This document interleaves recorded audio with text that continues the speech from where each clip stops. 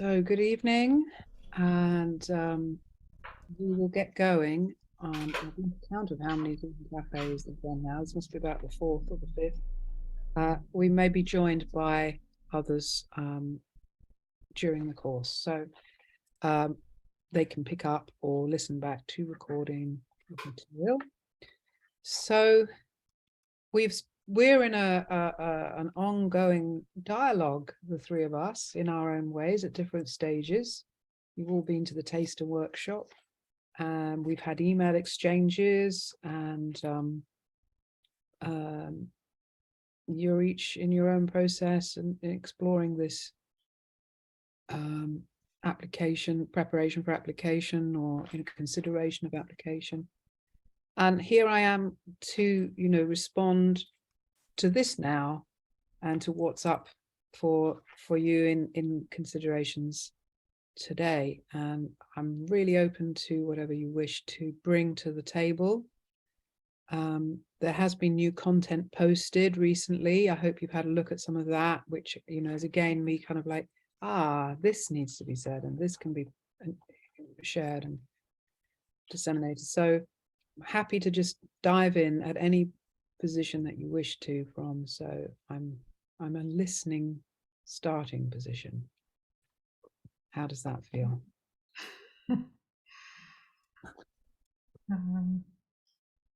Go ahead.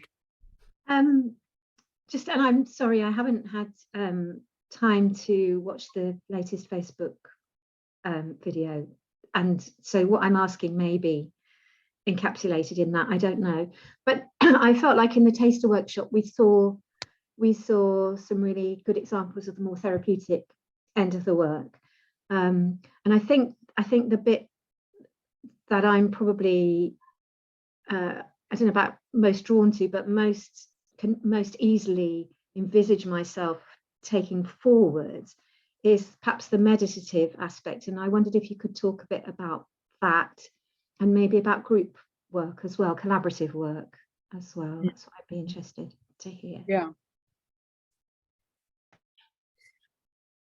I think I am getting towards opening up that conversation. It's almost like the layers are sort of peeling back, and then we get to the meditation.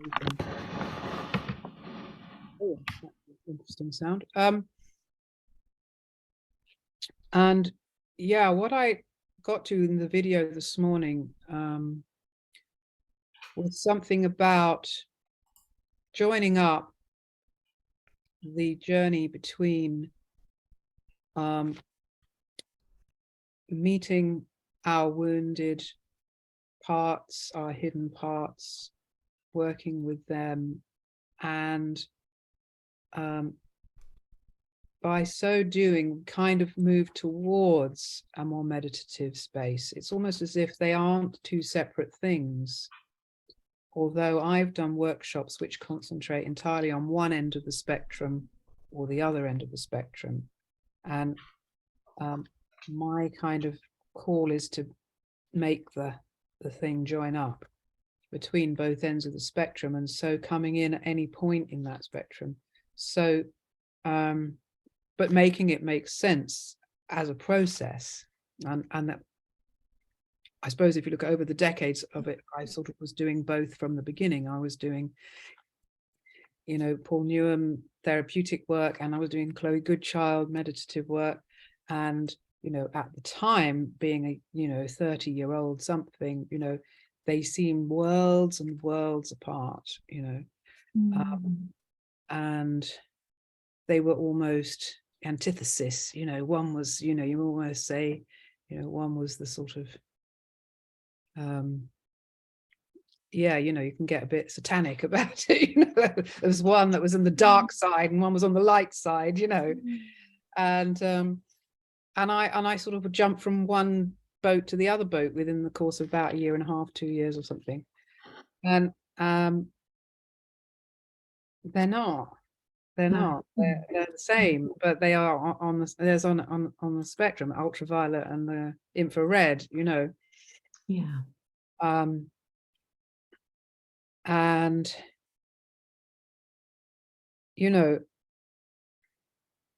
I don't know if I can separate them now almost. So when you say to me, you know, you're more interested in the meditative work, my thought is, why? Well, I suppose what I'm thinking as you're speaking, I am listening, not just thinking. But what it's calling to mind. I mean, I think Chloe is very much interested in us meeting our wounded selves or actually, well, I don't know, maybe transcending them. I don't know. But yeah. I did the very first course, so she may have not been doing everything at that point. I mean, my first real teaching from Chloe was, she did this imagine it's your last breath on this earth, and you've got one breath to make a sound, and that's, you know, so it's one breath, one sound. And we went around the circle and I did mine, and she said, oh yes, very beautiful, Eleanor. And that was like a total put down. You know, very kind put down, but like, she wasn't after beauty, she wanted truth, rawness, realness. Anyway, that aside, so when I lead kirtan, Hindu chanting, I'm finding that people are meeting their wounded selves, and I meet my wounded self in that. But for me, there's this slight disconnect that I'm this white woman brought up as a Christian who is singing about Hindu deities, and there's this kind of disjunction there. And so I suppose when I talk about wanting to pursue the meditative aspect, I'm wanting to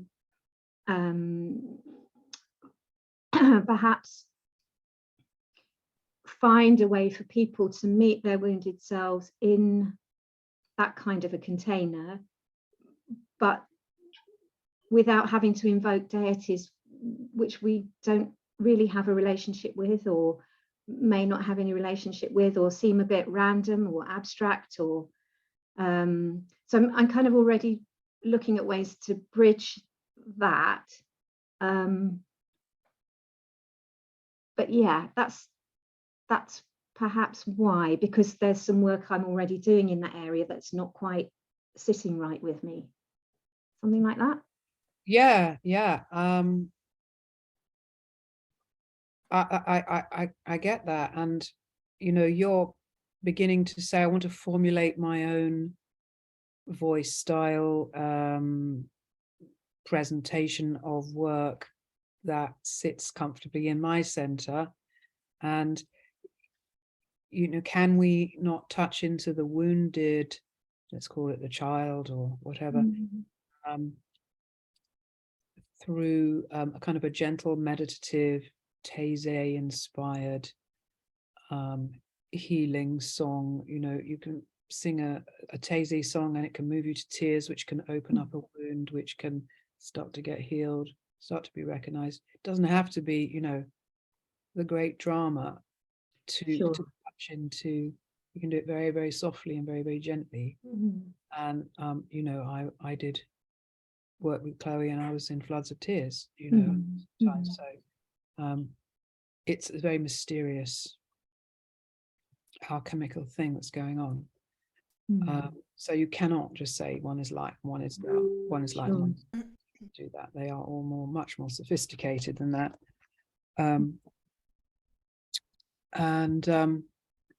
So sorry, I'm getting messages from my lodgers. The door thing's changed. We haven't done, I don't think, I don't know how much we've done in the work that you've done with me, Eleanor, which is, it was just the Essence Choir online, I think. Oh yeah, that's right. The only work that I would have really put in that bracket, I think. Yeah.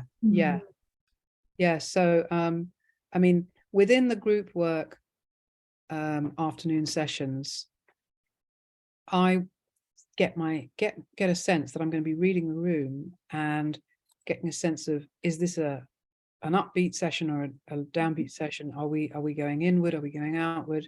Are we shaking? Are we still? You know, and there will be times when we are going more towards Essence Choir kind of practices.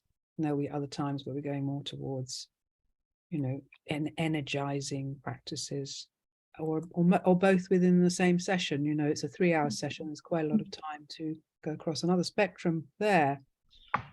And it may not always suit everybody's mood to do exactly the journey that I plan, but whatever it will be sort of trying to get a majority in.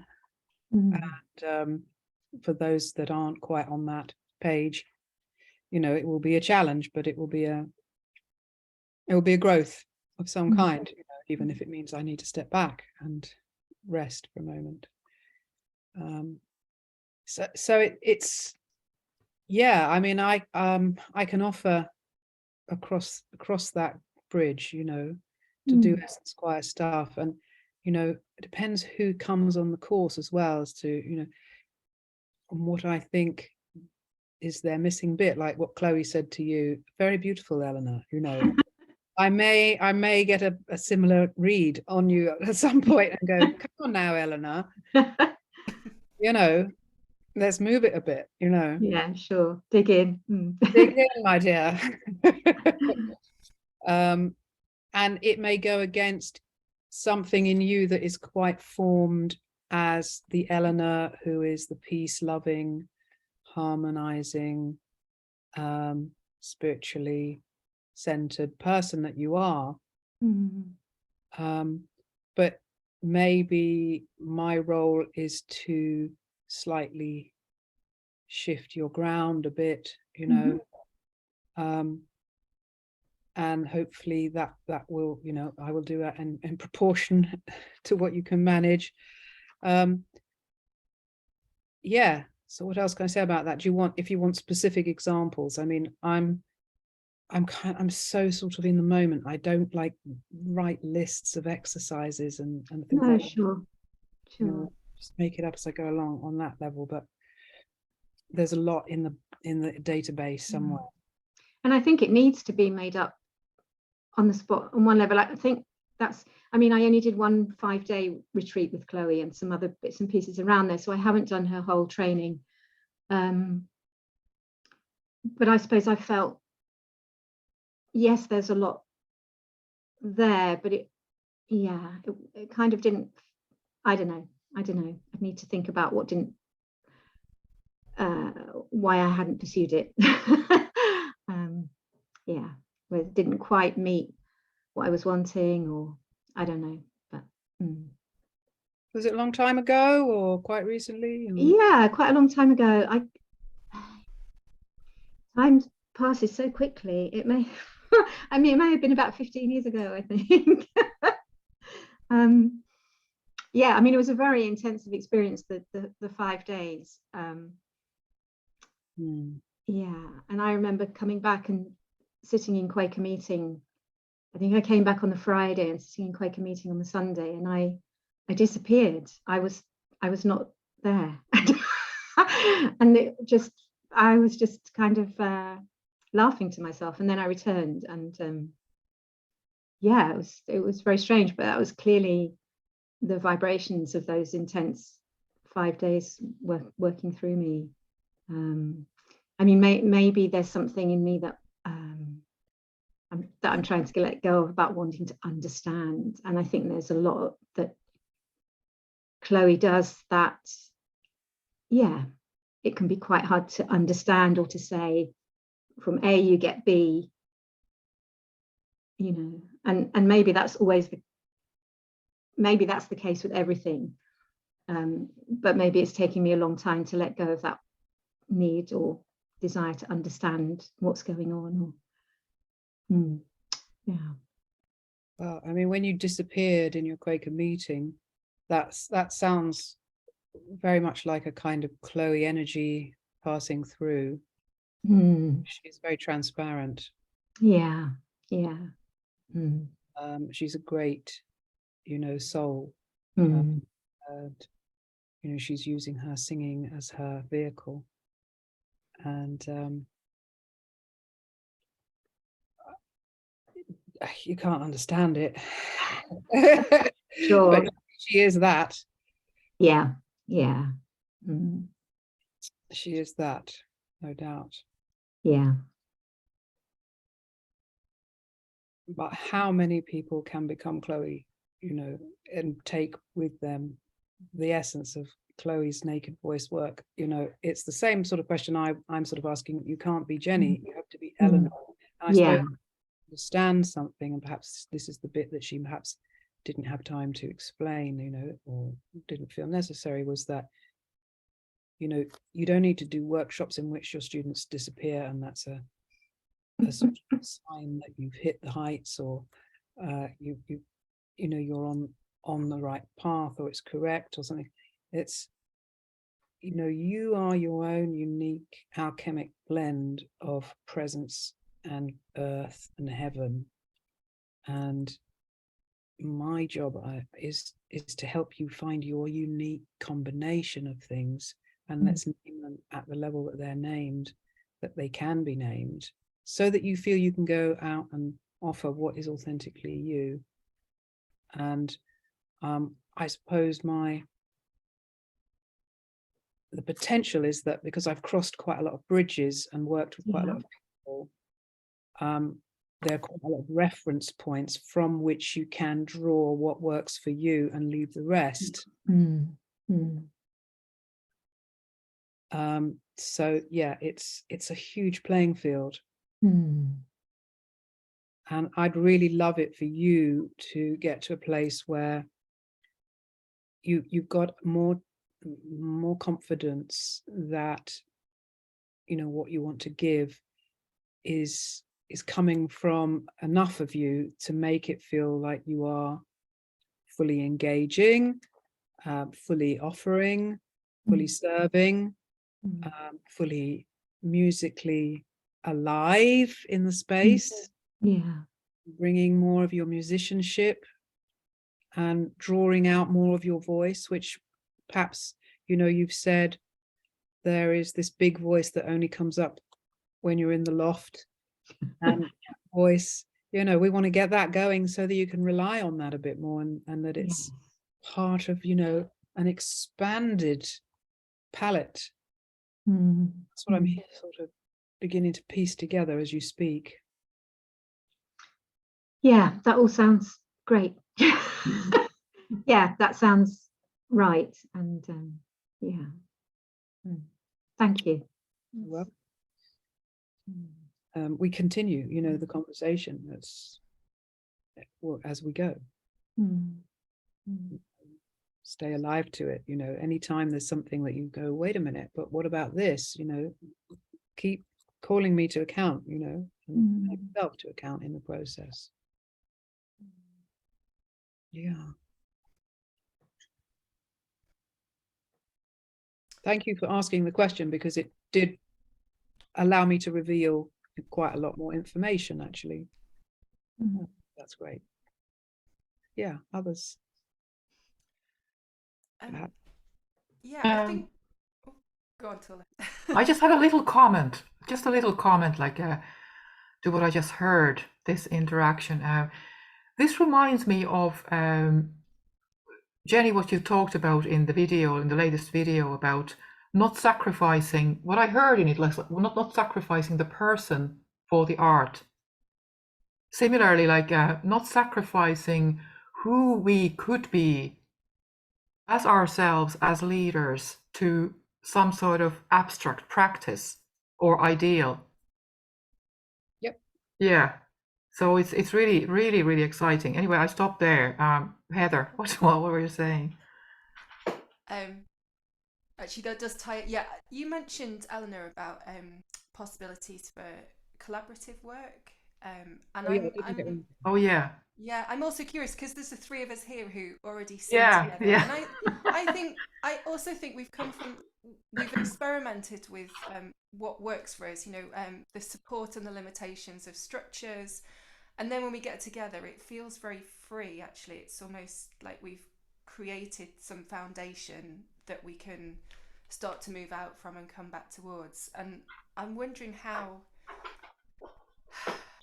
I'm not quite sure of my question, Jenny, but there was something else about bringing the wounded self in. For me, the wounded part of me, it also has a lot of potential for different flavours of content in my creativity. So I kind of don't want to park that at the door when I go into something, but Sure. but also some of the circle singing stuff, there's a limited amount of room for that to come in. You know, it needs to fit within the structure. So I'm curious about both ways to bring to meet the wounded self, but to bring what arises from that into the creative part of whatever we're doing, and ways to work collaboratively with that, with different parts of different people's selves meeting in some sort of container. And I wondered if you had, it's not an exact question, but do you have any thoughts on it? I mean, I think it's sort of holy grail territory, and I think we're all looking for it. And I think we're getting closer. I think in the video, I hint at it. I mean, one of my solutions, if you like, to it has been to do the choirs, the improvisers choir and the open choir, using conduction. And that allows for the, you know, the sort of collaborative grooves and collective textures of a choir directed by a conductor who's giving signals. So not who's generating material and passing it over to people to copy, but who is just giving functional signals so that you create your own material, but within a certain role within the musical structure. And then within that, watching the whole group and seeing, now that person is cooking, that person's about to pop, let's give them a solo. So you feel that, you know, you can see people are kind of like there, and then they're ready, and they just want to go with it. And so you just bring them forward and you just let them have their space, and they can go into within the context of the architecture of the music that's going on, their freedom and their solo. Now, of course, I'm the one that is offering that space, and whether or not that's a constriction or a kind of over controlling, you know, political space to be in, whatever, you can have those conversations. But whether or not that's there, that is one method that has proven to bridge that gap between calling on the sort of inner voice of the deeper parts of ourselves within a form that is inclusive and collective, and that can be passed around from different people within, you know, different musical atmospheres, vibes, grooves, keys, etc., and give an element of freedom.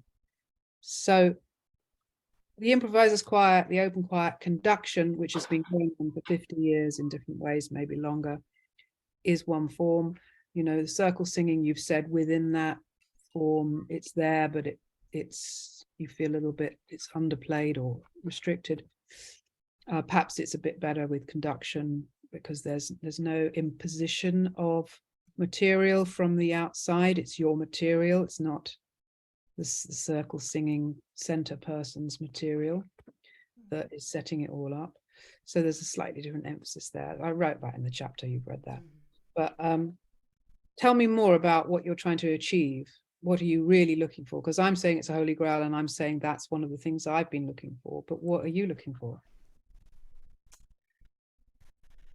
Oh gosh, several things, many things. But I suppose one of them is just arises from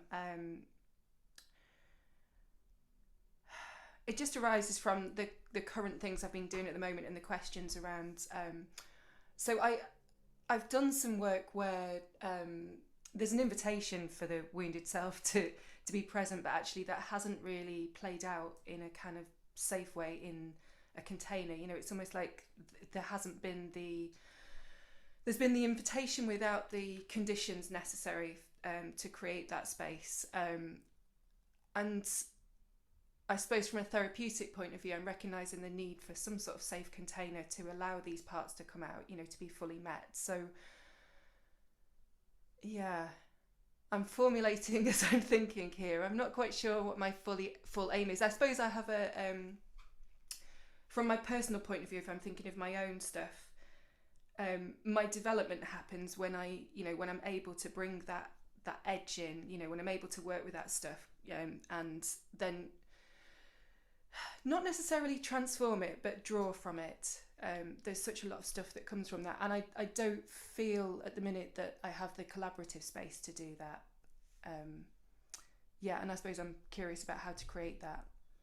I have tried, in the group I have in Manchester, I've started to try giving people signals for them to bring their own material in, and that's been interesting actually, but I'm at the early stages of that. Okay, great. Okay, well, we can explore that. Mm. The other thing too, I wonder whether, might be a bit of a missing space which we could provide is what we began to look at in the taster workshop in the second half, where you started your own solo journey without the container of a group, but with the backing track, or just with you as your own container. Not just kind of bringing it right down to brass tacks. And have you done that work on your own, in your own space, with a witness, with a group to kind of hold, or with a simple thing like a drone or a backing track, where you can just open her up, bring her out to play, bring her out to show us what she's feeling, and that there's a kind of generosity of formlessness in that space that is missed in the kind of more we need to make a piece space. We need to make this a compositional something space. So it's what I call kind of pre-art. And yeah, go ahead. You've gone down. I just wanted to say that I think that maybe the first time Heather had heard of you actually was when we were singing together online one evening, and I said, oh, I think we should get Jenny Roditi to work with us as a threesome. It was just, that was before you and Tula had managed to meet, and it was just an intuition that that you would be able to be in the room and offer us some sort of coaching that might help us create some kind of form to this kind of rather formless thing we do. I don't know, I'm just and I'm welcome for either of you to chip in and contradict me, but the last time we were together, there was actually, in the singing, there was a lot of togetherness, that our breathing was moving together. There was material coming.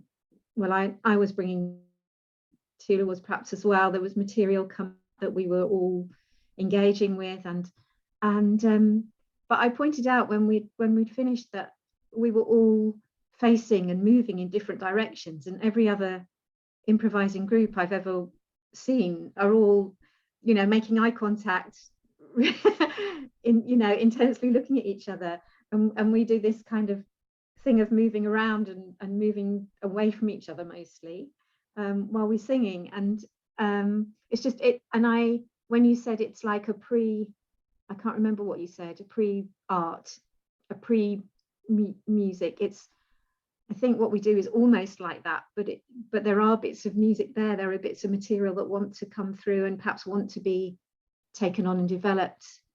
I think that happened in Dublin as well when we were in the studio with the Serious Children. There are bits there, and it's how to nurture that group. So forgive me if I'm kind of jumping in on your question, Heather, but I think there's a question for me, not only how to work with a group collaborative as a leader, but how to work within a group collaboratively, how to perhaps find structure, there's something there for me as well, that I'm curious about. Yeah, okay. Well, there's someone coming in. Yeah. I'd love to sit in a room with the three of you while you were working on something and just sort of give you intuitive ideas or whatever. And you know, we'd have to sort of, hi Jeff. Hi there, I'm sorry I'm late. That's all right. We're just talking about these three women, Eleanor, Tula and Heather are working together as a trio, so they're all All right. considering joining, and how would collaborative music making go within the context of the work. So yes, you know, that we could certainly nurture that within the context of the journey. And I think some improvisation groups that I've watched do also move around. I mean, certainly in a workshop context, if not a performance context, and you know, break the sacred circle, break the sacred line, and you know, jiggle around in different ways as part of a way of energizing the dynamics in the room and breaking away from the sort of solid structure of circle and its expectations, if you will, and the solid structure of line and its expectations. So you're sort of saying we want to play between the line and the circle and not get caught in those expectations. I wonder if for myself, because I grew up playing the clarinet, you know, in that quite restricted set of expectations, and my body desperately wants to move about. So I wonder if I've almost gone the other way within this group. It feels like, you know, we have the freedom to move, and there's something about finding that midpoint between movement and stillness and togetherness that we haven't quite found it. I think there's something for us all as well in finding the voice in the body, that when we've noticed that when we're online together and we're not moving, there's a different dynamic, a less satisfying dynamic, I think, perhaps. Is that fair to say? Yeah. So movement feels like to be an integral part of what we need to do to be full voiced with each other somehow. Yeah. When I was at this choral conductors meeting this weekend, I went to a Natural Voice Network conference, and I went to a workshop with a young improviser called Jess Baker, who do you know Jess? Well, Yeah, I thought she was brilliant. Yeah. And she did a piece which she claimed as her own called Line. And what she did was she got some gaffer tape and she put gaffer tape down the middle of the room, and there was a line down the middle of the room. And if you were on the performance side of the line, you made sound, you moved. And if you were on the other side of the line, you could sit and watch, rest, or dance, but you weren't to make any sound. And I found myself in the starting position on the silent side and wanted to just watch. And as people crossed the line and went into the music space, the sound space, I was just absolutely intoxicated by the freedom within that space, each one making their own gestural, vocal call, sound, characterization, and that this line was so powerful across the center, and it gave this kind of sense of distance. So there was almost like a stage just from the line. And then people crossed the line, came back and sat, and other people crossed over and started. So you just got this beautiful exchange between the sound and the silence and the different human beings. There were 10 or 12 people, maybe 15, and then maybe 7, 8 that side, 7, 8 this side. And it was just a lovely, the most simple mechanism you could imagine. And it created this excellent exercise and peace. It reminded me of what you were saying about movement and shift and breaking the line, you know.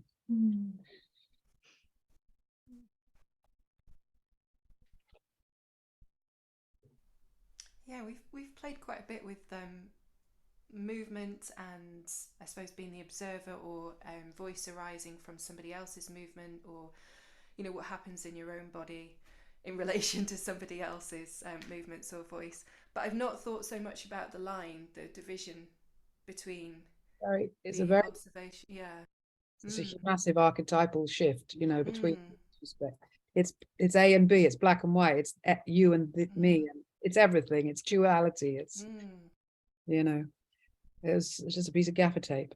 It was amazing, brilliant idea. But I'd also like to inquire, you're doing this trio, and why are you doing it? There's a question for you.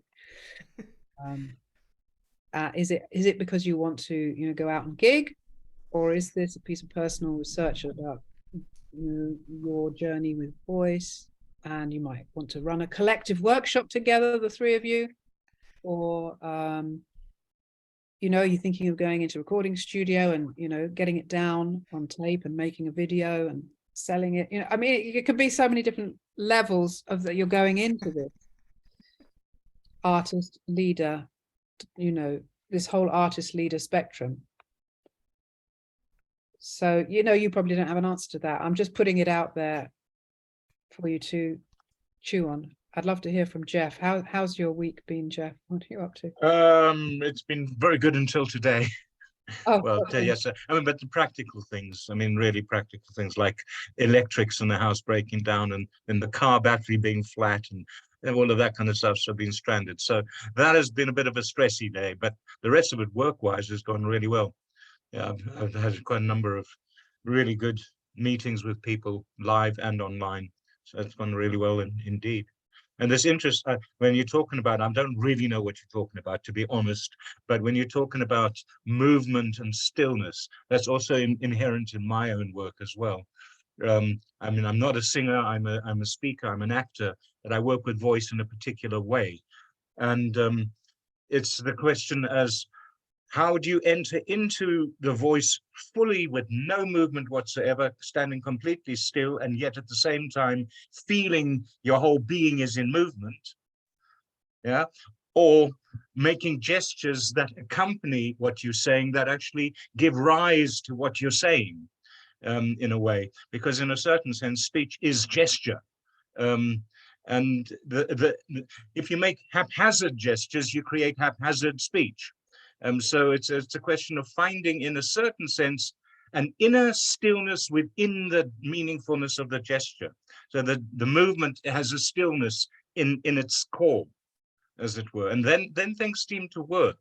But when they're just haphazard movements, there isn't a stillness, and they don't really serve the work that one is trying to do.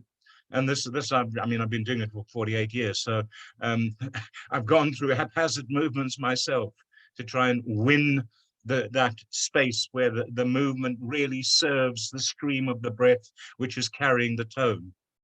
I get you. I think that's what it's almost another articulation of what I was saying right at the beginning of the call before you came on, when we were talking about that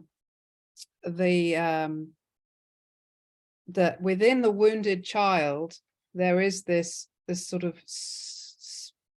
key towards some kind of liberation by sort of meeting, but that it's like you have to sort of kind of touch something inside that is beyond the actual content, which kind of expands from it. That's the stillness, but it sort of comes from meeting the haphazardness. It's almost like within the haphazardness there is some stillness, but you've got to get to it. And so you almost have to go through it to find the stillness at the core of it. That's a bit of a mouthful, but I felt a resonance with what you were saying. Perhaps I haven't articulated it particularly well, but I was talking about the spectrum from the trauma through to the sort of grace of spiritual practice, and how you can make that whole journey. But the trauma is often, the haphazardness doesn't get grounded, and it just spins out into you know, acting out or projection, transference. It gets fucked up with this or that, and it doesn't get held, it doesn't get met, it doesn't get grounded. But actually the holding and the meeting and the grounding comes from this more of this deep spiritual center, this stillness. And if the two worlds can sort of come together, you can get this namaste energy. I mean, that groundedness is the essential element. When you mentioned that word, then I went, yes, yeah, that's precisely what it's about. I mean, I've gone through places where I was teaching, in my personal life, things were an utter mess. So it could have been a disaster, but by grounding it in the work, the mess just disappeared. Okay. So yeah, I mean, grounding. One needs to understand what grounding is, of course, but it's a very nice word. Well, I'm glad that at least that word in the maelstrom of words I just used landed. Yeah. Tula, we haven't. I'll be back in a second. I just have to go and answer the door, and I'll be back. You carry on. Thank you.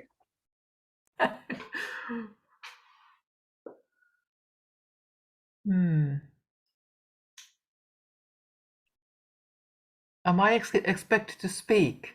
Yes. There's a space for you here. You may do what you wish with it. Yeah, I don't know, I kind of went to this slightly mixed up place and not knowing like what it is that I'm actually thinking now. Well, just kind of put the exchange I had with Jeff to one side, because that was me, him where he was at on his day and his need to share that, and that's great. But we were in another bubble, the three of us. Actually, yeah, for some reason, this particular aspect came to my mind there. And again, it's going to be a very clumsy and unarticulated non-question, but just this, just this thing. I remember in the taster workshop, you know, this structure or element that there's somebody doing their work in the front, and then there's the others observing, and then giving feedback afterwards. I just had this sort of question that how does that tend to work? Like the I'm just experience of being there, having done your thing, and then a conversation ensuing with many, possibly several participants, and I just wonder like if it can feel chaotic from the point of view of the kind of the person in the front. Or what's your experience of that? Like how free are people to speak, and how is it regulated that what people, how they participate? Lovely question, important question. Yeah. It's, I mean, one of the things I've done in the past, maybe I missed saying it when we did the taster, was when you give feedback, give it because you just feel you need to say it because it's part of what you're hearing, but don't give advice. You know, make it your experience from your place, from where I sit, this is what's coming up for me, rather than, you know, I think you need to, you know, go and see. Yes. Like that. I think you need to sort yourself out. So, none of that. I mean, I kind of assumed that nobody would dare. Yeah, no, probably not. Hopefully. You know, sometimes it's good to say it. I also have another phrase, unconditional positive regard, which is a sort of good witnessing, sort of neutral, still space in which if the feedback arose originally in that structure spontaneously because people just needed to say something, and it just then sort of went into the format. So I just assumed that people would say something. So I always give a space for it now, because it's like there's a kind of natural wish to converse a little bit. But did you find it chaotic at that point? I mean, you'd had a very intense solo, so it could have been too much for you. And we were also, I take responsibility, I also interpreted what had gone on, and you challenged my interpretation. So that might have felt chaotic for you as well. I didn't feel chaotic, but I did feel something that made me wonder. Was it, like, say, if it had been somebody with maybe less experience in meeting themselves in that way, or being in front of others, how would that have been? But probably also I felt that somehow that situation wouldn't have arisen because you'd done something different. I don't know, but yeah, but it did kind of stay with me, this question, just as a kind of wondering if there is some sort of principle or structure, like you just said, that there actually is, that there is a sort of guideline how you participate. Yeah, I mean, it's usually kind of a common sense, unspoken thing that happens. But say, let's use this example. Do you remember when Hyacinth said to, was it you, Heather, or somebody, that you had a masculine voice? You're on mute. Yeah, she said that she heard a masculine side of me come out. I think it was. Yeah. I slightly raised an eyebrow at that and thought that well, it wasn't judgmental, but it was perhaps slightly labeling in a way that wasn't perhaps needed. And it was, I think, completely to do with her own preconceptions about the voice and what is and what isn't nice and not, what is beautiful, what is male, what is female. She's still within a kind of a learning space of breaking down some of these old school ideas potentially of what the voice is. And I think she sort of, as I sort of gently checked her on it, she began to reflect, I think. I think that might have been an example of where somebody does bring their own, where they're at in themselves, to bear on somebody else, and it's not necessarily what's going on for that person, but it's what's going on for the person who's spoken. And so that's why I did a small intervention there, just so that you felt separated from it. And I don't know how you took that comment, Heather, but I actually read where she was coming from, and I'm okay at sort of going, that's her interpretation of that. You know, it didn't have any connotations for myself. So good. Well, most of the time, there's just so much innate intelligence in the room that things pass quite quickly and without issue. But those are some of the underlying things: that unconditional positive regard, no advice, speak from where you are in yourself and what was stirred in you by the gift of having the privilege of witnessing someone else. So what journey did you get from it? How did you expand and grow and learn? You know, what did it draw out from your own imaginative world? Not anything to do with criticism or judgment. So that brings a safety and less likelihood of any kind of chaos or conflict, which we don't need. Yeah, maybe another reflection springing from that. I sort of imagined myself back in that space, and I wondered if it would be adequate, would be helpful to separate the kind of the solo space from being back in the kind of conversational circle, if you like.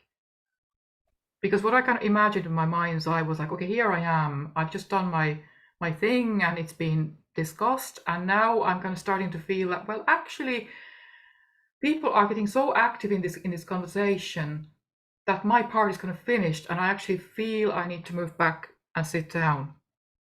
And for some reason, it feels like another little safeguard that I'm not being the point of conversation, because what everybody is sharing or what everybody's commenting is actually ultimately them sharing about themselves. as you kind of said there, Jenny, I think. Yes. And Yes. if you're standing there in the front, it might kind of turn into something that it's not intended to. That's a great observation. Yeah, Maybe, yeah, maybe we should get the soloist to sit down more yeah, soon after they've finished, so that they just become part of the group again, and then the yeah. conversation. Yeah, I just hadn't done that. That's an interesting refinement of the form, actually.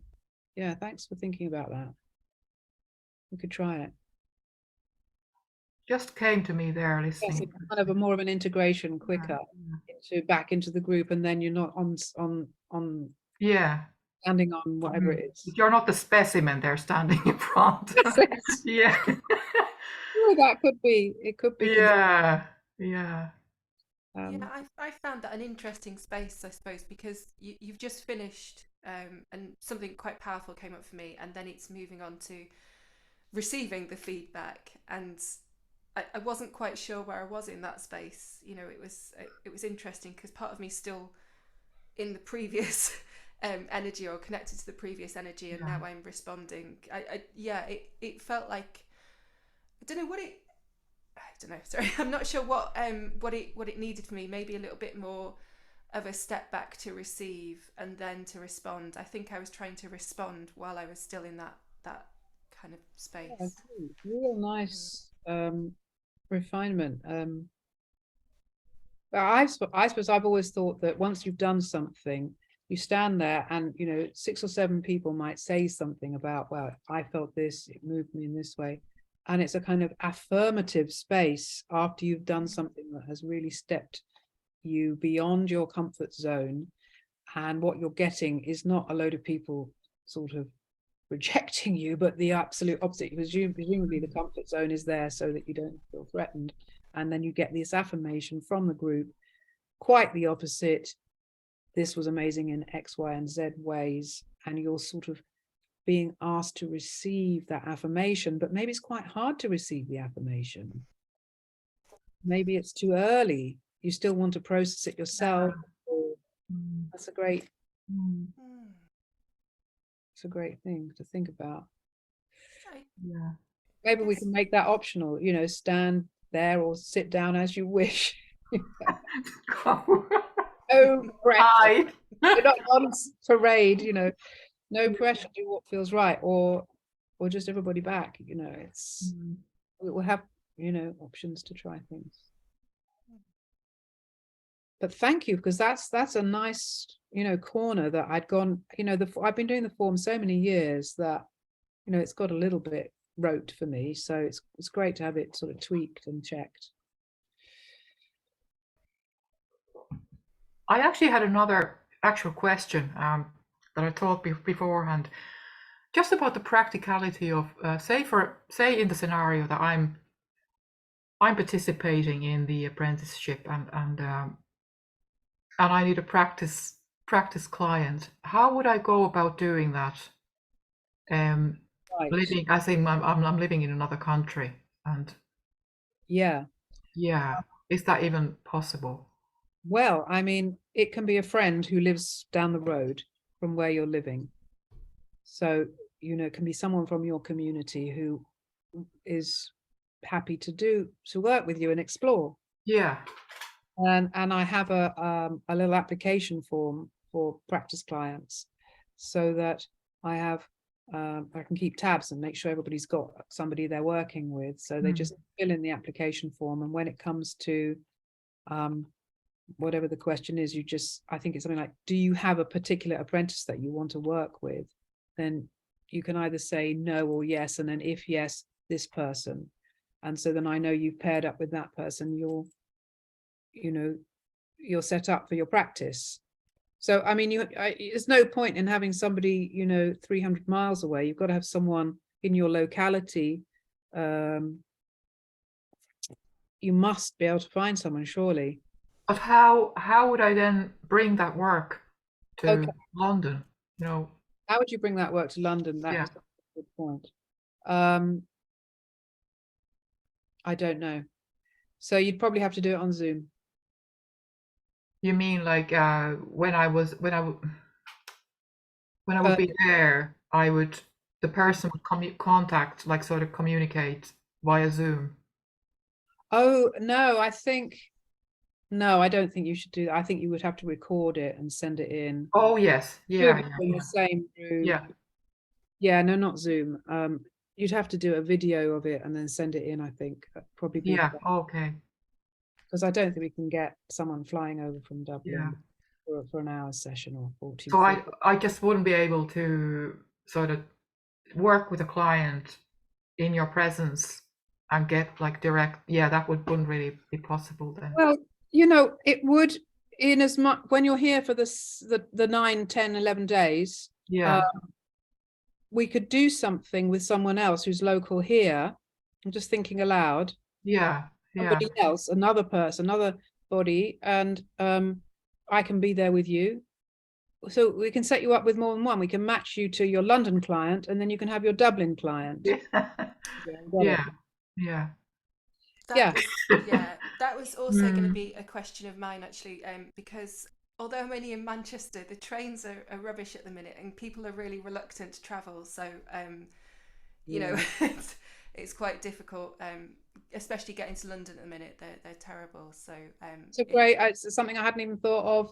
Thank you for bringing it to my attention. So you have your local client, and then we'll try and find you London clients as well to work with me in the room with you. And those sessions could happen potentially on the off days, between the on days, and we can even do them at the loft if that's needed. We can do them here while you're in town. And I'm hoping there's going to be a list of practice clients who are local who will be able to turn up. I mean, it's going to be a nightmare, a logistical nightmare, but we'll see what we can manage. But thanks for raising it. Good point. When if we are trying to recruit clients ourselves, both local and in London, when do you need those applications for? Would it be just before we start client work, or do you need them sooner? I've got a date for that. Sorry, I missed that. No, I'll look on the website. I mean, it's all a loose format in terms of the dates. I'd love to be able to keep to my timetable, but if it's not possible, it's not the end of the world. Let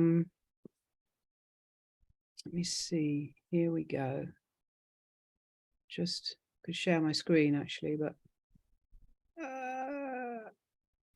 yeah, practice client application form. Oh, I haven't put it in there. I'll share my screen and then we can just go through it quickly.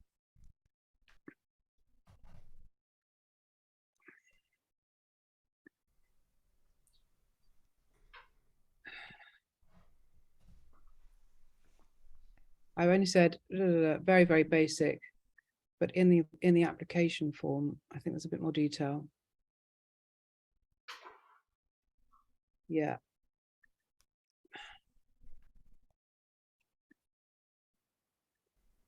We would like you to work in person with each other. There will be a fund for travel expenses in some cases so you can meet up.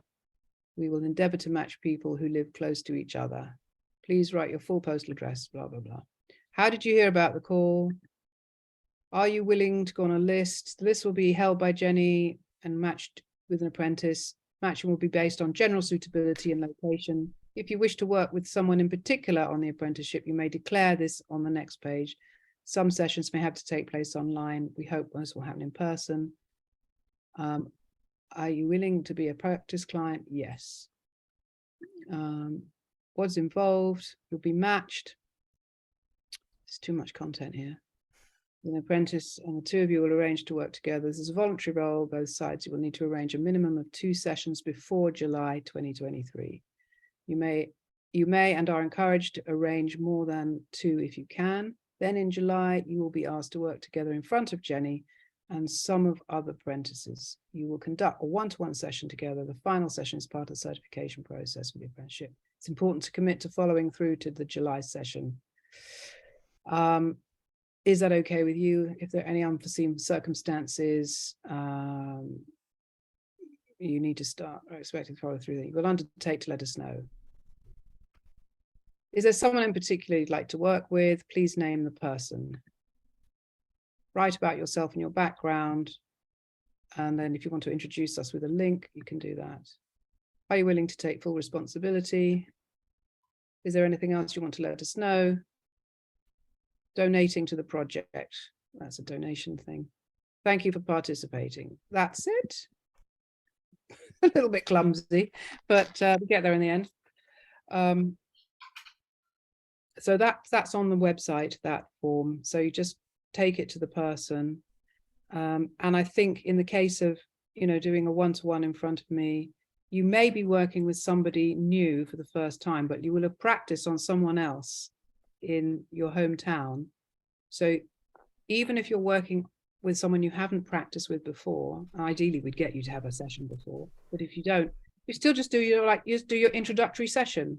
What would you do on the first time? How would you meet this person? How would you assess them? What exercises would you do? It doesn't matter if you've never worked with them before. Just go for it in the live setting. That's what I want to see, how you work in the live setting. And having practiced with someone else, it will feed in. Yeah. Ideally, we'd all live together for 6 months, but that's not going to happen.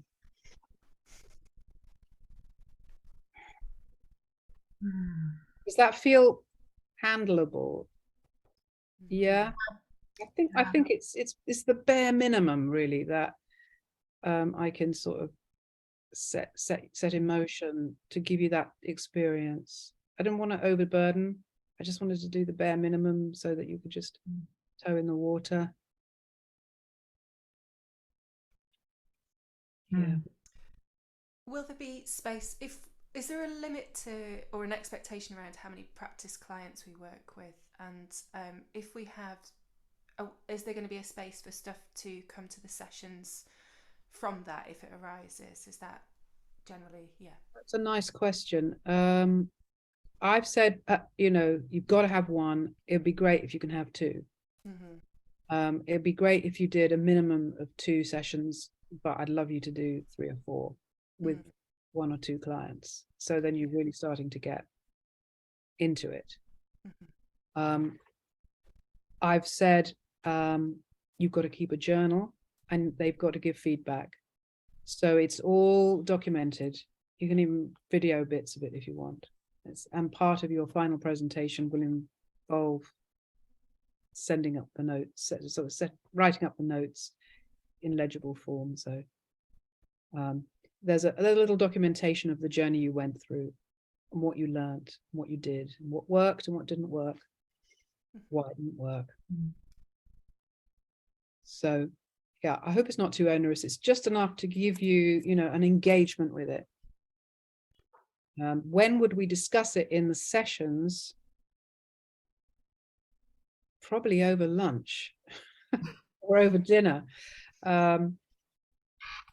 Possibly in the group work session, if it's coming up as part of the conversation. We also have these days off in between, and I'm going to be available a lot of the time. So, I'm wanting really to serve the project. So if you need to use me in that time, or we need to have conversations, I'm here, so you can book me for a couple of hours and we can talk if need be about practice session. And, that's just on the house kind of thing, because I really want to make it work. And there's time. There's time every other day to do something, something about the breathing space between each session, a day off, where extra stuff can be explored quietly. You can even come in and book a one-to-one session with me. You might have to pay for that, but if it's just chatting, no problem. Yeah, so I think somehow I hope I will be able to manage and contain that part of it, so you feel may not be within the actual structure of the modules, but because I haven't actually planned for it, but happy to offer it as an extra in downtime. I guess that for me is a question around the ongoing, if I do this and I do continue it, and if I offered it in this form with clients, you know, I know that I work best when I've got a space to, whether you call it supervision or a collaboration, you know, I know I work best when there's something to support that work, and I have somewhere to go to explore what arises in terms of my offering to clients. So I guess, yeah, that raises the future kind of It's really good. possibilities of collaboration with, you know, other people who are interested in that. Yeah. Thank you, Heather. And you know, as you speak, I realize I've kind of missed that piece in my thinking completely. I've come like, oh, we'll set them up with clients and then they go off and they do it. That's not enough. We could arrange a group supervision session, a group feedback session on how it's going. We need to have a how's it going with your client session, don't we? We need to put that in maybe at sort of week 4 or something like that, in between each module. We'll try and find a way of making that feel like it's being held more, because it's not at the moment. I haven't thought that through properly. But you're absolutely right to raise it. Thank you. Yeah, I knew that there was going to be blind spots, and you've definitely hit one there. I remember that's what happened, exactly what happened with the voice movement therapy training. He completely forgot about the need for supervision. We were all left. What's going on? Nowhere to go, no one to talk to. And it was only like a year later, after we'd all done the course, that some conversations about supervision began. So count ourselves lucky that we've caught it before it's actually started. We'll try and get it knotted in somewhere. Thank you. Really important.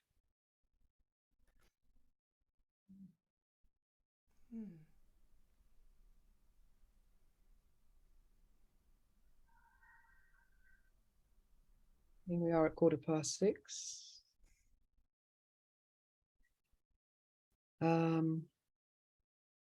Yeah, Heather was asking about coming on Sunday, and I told her there's only one other person so far that said they're going to come on Sunday.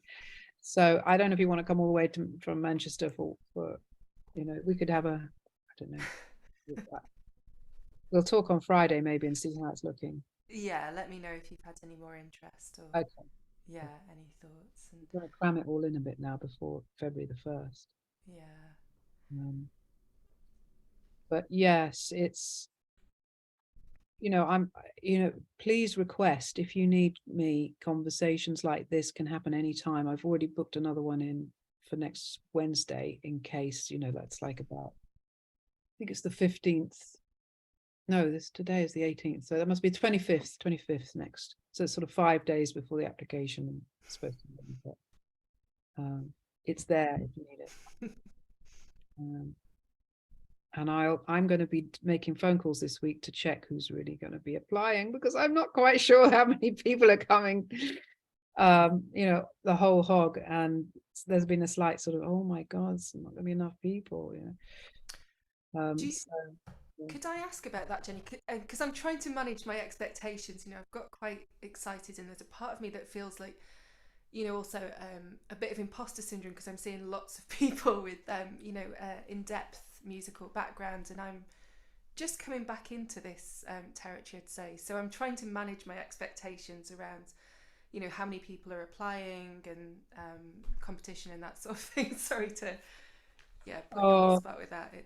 I don't think, you know, if you put in a sensible application, there's very little chance that I won't accept you, because, you know, I wanted to have 12 ideally, and I don't think I'm going to get to 12. I think it might be between 6 and 10.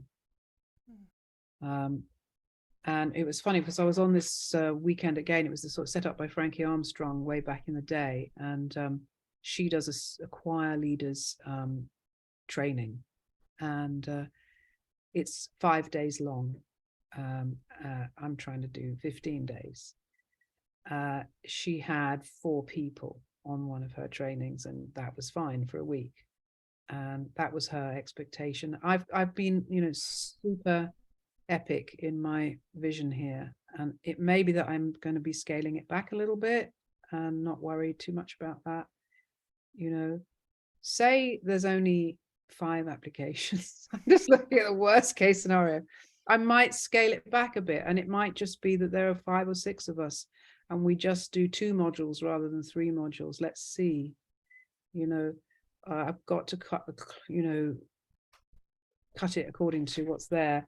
And if that helps manage your expectations, I'm only too happy to tell you that. I'm sure that Alistair's going to apply. I'm sure that Chris is probably going to apply. I think Jim is going to apply. I'm hoping you 3 are going to apply. I think Ustan might apply. So I'm thinking 7 are definitely going to apply. But, you know, maybe Ustan's going to speak to me on Saturday and she may say, I'm having cold feet, you know. So again, I'm not sure with Chris. I think he's a bit on the fence. So let's, you know, I've tried, so I've, you know, spent my money on my Facebook ads. I've been to the singing conference. I've been on this in September, you know, and the fact that I've, you know, still not got a large group, you know, I've got a huge list of 40 or 50 names, but to actually get people to really plug in is hard work. And it's not the easiest, you know, thing to sell. So it takes a certain kind of person who's already on a journey of some kind to, you know, I've been having loads of Facebook Messenger conversations with people and, you know, hundreds of inquiries, but to actually get them to plug in, it's quite a long haul. So yeah, be moderate in your expectations. You definitely get in if you apply. I think you do. No problem about that. But how many others and whether I have to slightly trim it down a bit or, you know, I'm almost now seeing this as a pilot. It's the one it's the one I'm doing before my chapter is published. So I'm hoping, you know, originally I wanted to start in 2024 once the chapter had been published and hope that that would draw in, you know, people internationally potentially and do something, you know, structured around that. So in a way, it might be rather lovely if it's a smaller group, a practice, sort of a pilot of the whole construct of the whole thing, and a kind of, you know, pioneering step for you people to step over that line with me and then, you know, follow through next year. Once the chapter's been published, maybe we'll get more attention. I'm leaping in the dark. And I'm very grateful to you for your interest and hope I'm, you know, serving your inquiries as much as I can.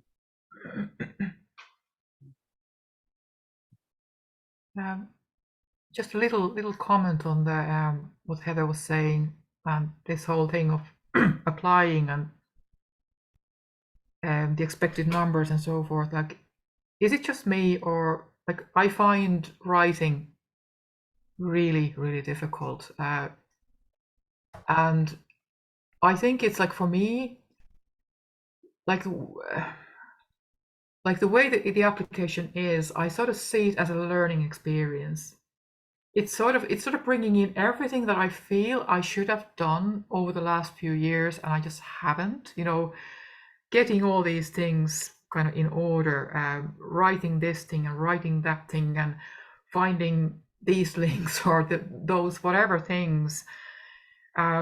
But it's not easy. It's I suppose it's kind of hitting into all these spots where I feel really feeble and challenged. And yeah, I just wonder how people experience that in general. But that is certainly, I feel like I'm like climbing a mountain in doing the application for sure.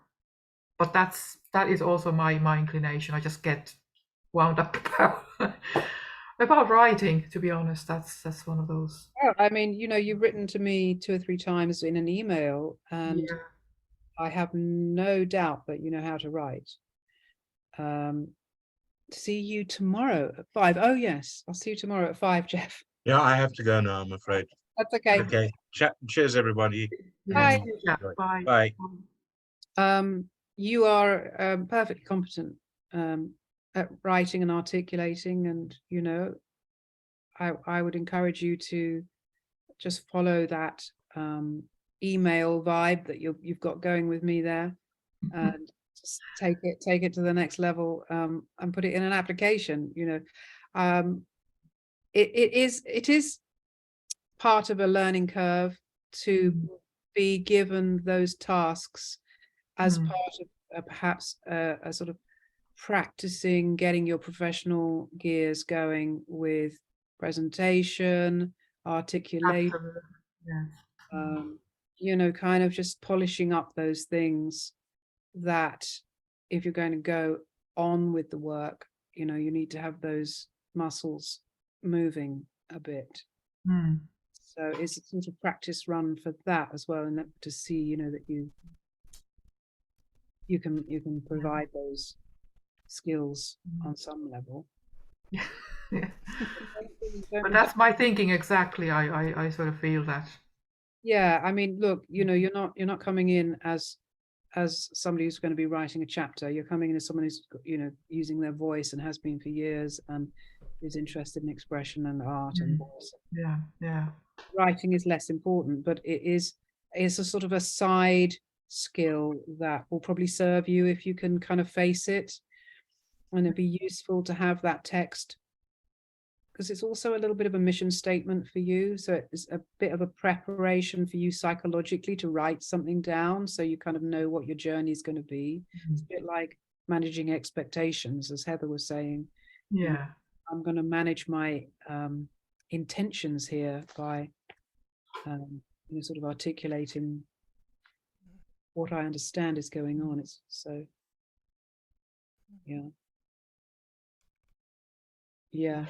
I'm sorry, it's a bit, I may well have over-egged it a bit with my attempt to write an application form, but apologizes if they're struggling with it.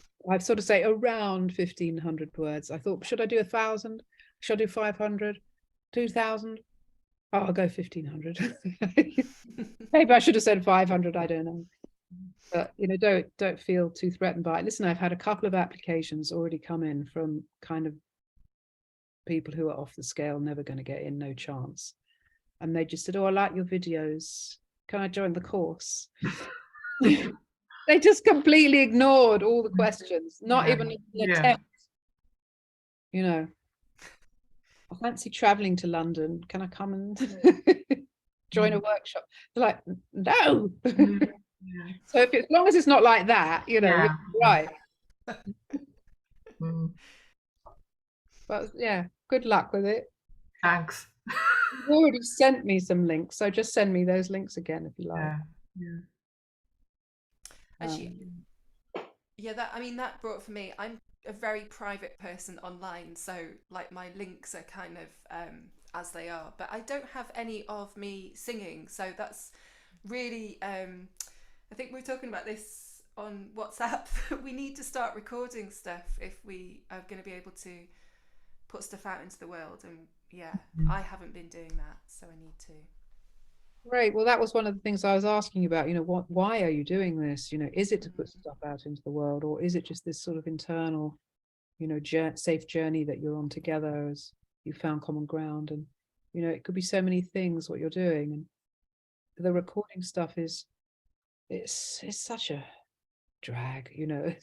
On one level, all the technical things and editing and then uploading, and it's the occupational hazards of this world that we live in, and it is a bit soul destroying on one level, and possibly even if you're sort of very sort of superstitious, you might say it will take the spirit away from what's going on, because like you can't really capture that in recording. It is too live and present to be held in digital form. And there are all sorts of ways that you can sort of sabotage the opportunity to record and share and disseminate. But I think from what you've said, the little glimpse I'm getting is that the three of you, we've really got something going on here, and it would be nice to consolidate it in some way. Maybe at some point, maybe in the autumn, a little shared performance, or maybe as part of your final sharing and the apprenticeship, might do something together. And it will be in front of a safe, invited audience in a nice space. And you could sort of work towards that as part of your group connection. And I do feel the three of you, if you do come on it together, you are going to have each other as a lovely kind of holding comrade, singing comrades. It's turned into quite a supportive little group, and I suppose somewhere that we can bring our ideas about where we want to go as well. It's served many purposes, and I don't think we have a clear this is what we want to do, but it seems to be in several directions. So there's the personal journey aspect, but we did do a sort of sample workshop in Dublin. Was that end of the summer?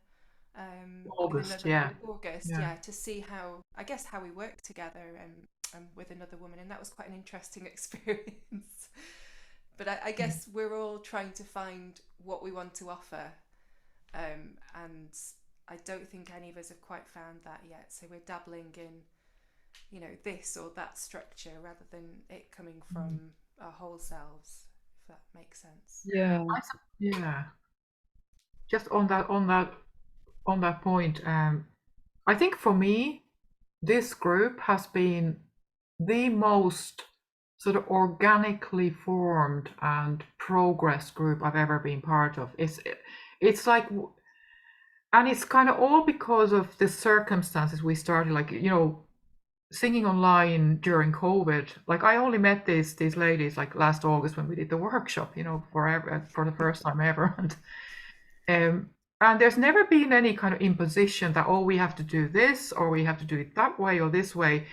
We've sung together because we needed to sing. We needed to sing together. I think that is really, really it. And then everything else is like on a work in progress. Yeah, that's something to really put your trust in, isn't it? Yeah. And the fact that you've not only sung together now, but you've also, had conversations about coming to work with me, and that the three of you coming and you're here tonight, apart from Jeff, just the three of you, there's a sense of, that's another step that you're taking as a trio in a way. So there's a commitment for all of you that you all want to take another step, so you could have been that only one of you wanted to come on this. That would have shifted the dynamic. But the fact that all three of you are considering it really is most harmonious. Yeah, and I think it draws us in slightly different ways as well. So hopefully there'll be some different perspectives. I'm sure three unique individuals,